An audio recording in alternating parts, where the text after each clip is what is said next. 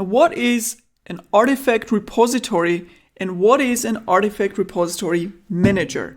First of all, we discussed that artifacts are applications built into a single, shareable, and easily movable file. And it can have different formats. It could be a jar file, it could be a WAR file, it could be zip or tar. There are different formats based on what tools you use. An artifact repository is where you store all those files.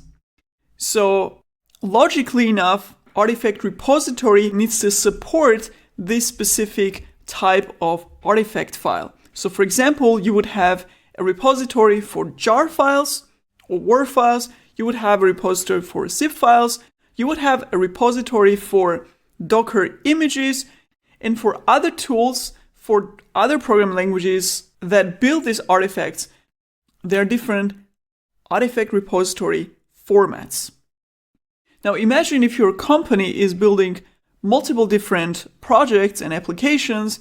One is, let's say, built in Java, another is developed in Python, yet another is written in .NET, and so on. So basically, if you build these applications, they will produce different types of artifacts.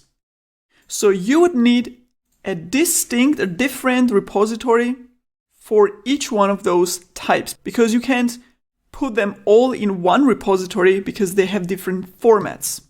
And now imagine if you had different applications or different software that would manage each one of those repository formats, then you would end up with multiple different software. One is keeping and managing the jar file repository format. Another is dealing with Python artifacts. Another yet is dealing with NuGet artifacts for .NET applications, and so on.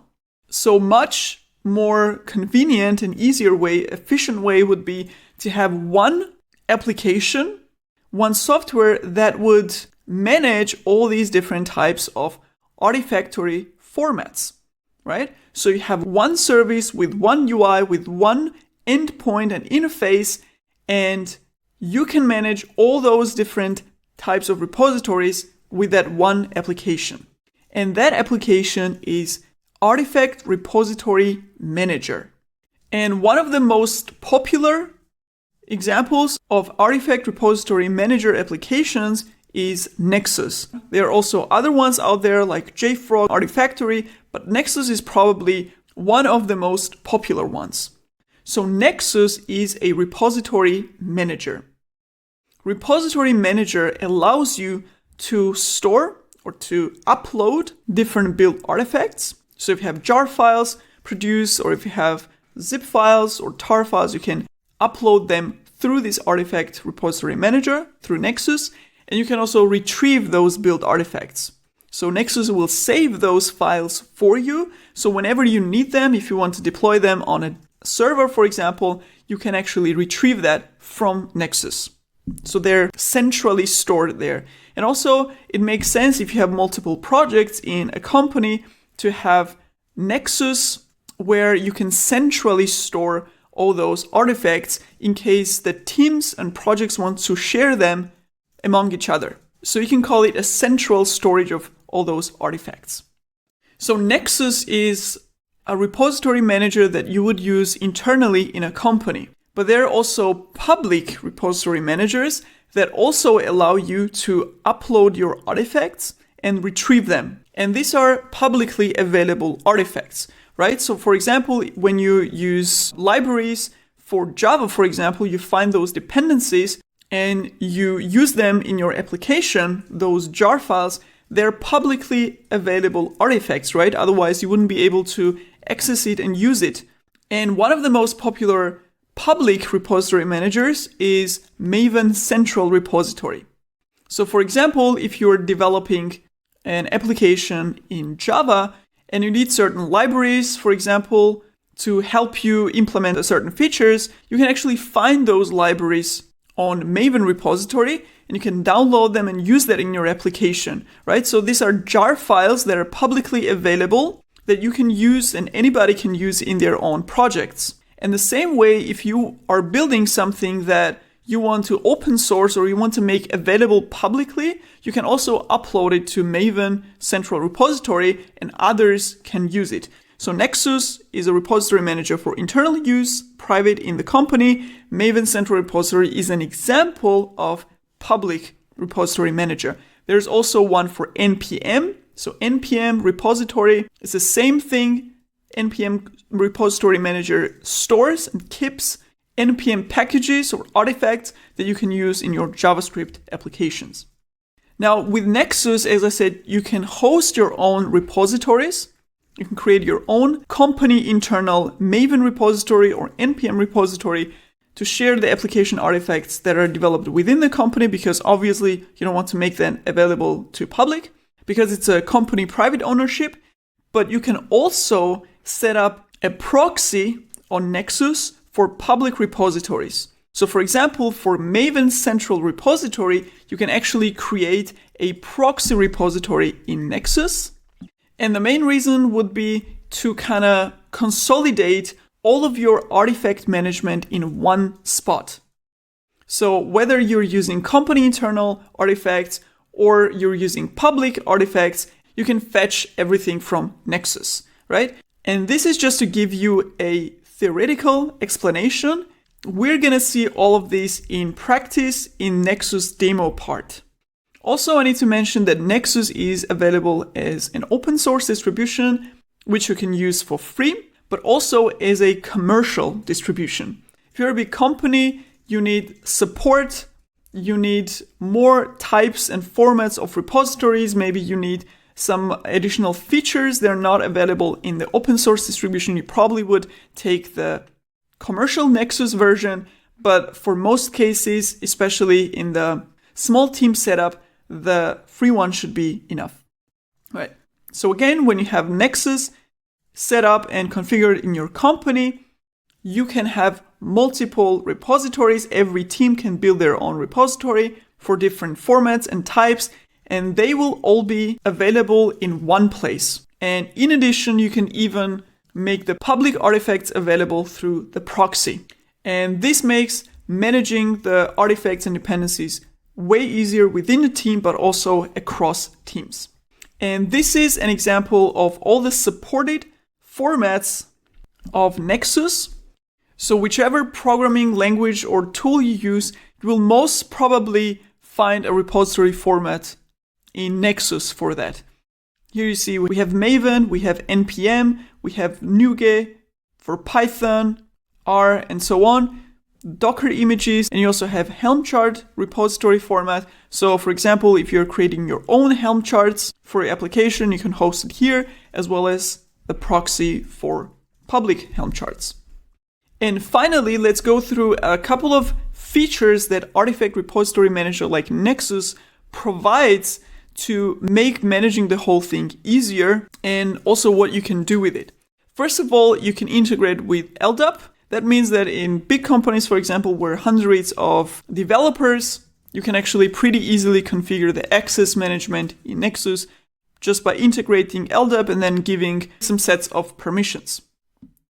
Another very important thing is a flexible and powerful REST API endpoints. Why? Because Nexus is not something that you would manually manage. So you wouldn't be building the artifacts locally on your laptop and then uploading them to Nexus manually. And you will also not be downloading the artifacts manually to your deployment server, right? This is going to be part of this whole build automation and continuous integration, continuous deployment process. And Nexus is just part of the whole cycle. And that's why it is important to have a powerful but also easy integration with the tools in the toolchain in this whole build automation CI/CD pipeline so that they can talk to Nexus. So for example, when Jenkins builds the artifact, it needs to push that to Nexus. So you need integration between Jenkins and Nexus. And as a next step, when you have automated delivery or automated deployment, you need to fetch those artifacts from Nexus to the deployment server, right? And again, through some script or through some automated tool, you're going to download those artifacts from Nexus to deployment server, and you're going to need integration with that automation tool and Nexus. So REST endpoint for Repository Manager is very important because it literally sits in the middle of the whole CI/CD pipeline process. Another thing is backup and restore. Obviously, when you have multiple projects and everybody's building artifacts and they're pushing that to Nexus repository, you have some storage demand, right? These artifacts and these files need to be stored somewhere, right?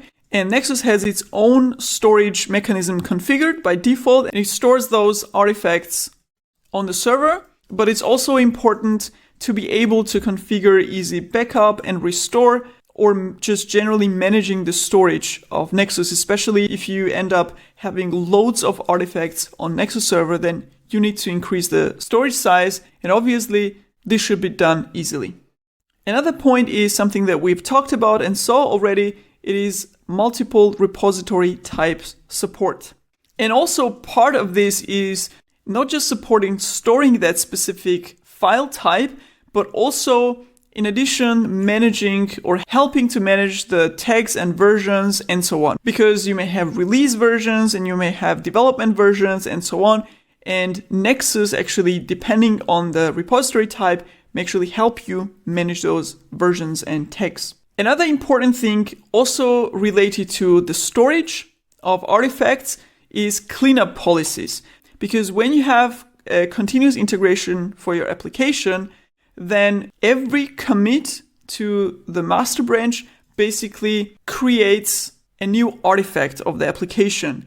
And if that happens on a daily basis or multiple times a day, you can just imagine how many artifacts you would generate. And these will all end up on Nexus. And if other teams are doing the same, then it could be that Nexus can run out of storage space and you will not have any more place to push the next artifacts.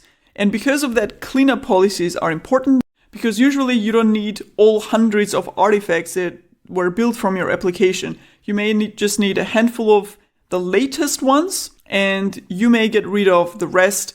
And you can configure automated cleanup policies, like clean up all the artifacts that are older than whatever days or month, in order to free up the space for new artifacts again.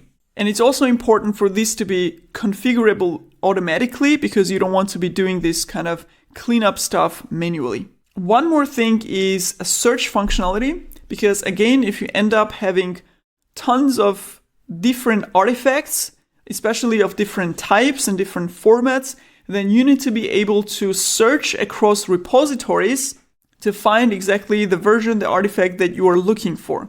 And the last one that I will mention is the user token support for system users, so non-human user authentication. Because as I said, Nexus isn't a tool that you would use manually most of the time. It's really for integration with other technologies like Jenkins and some automation tools. So it's important to support an authentication for such system users.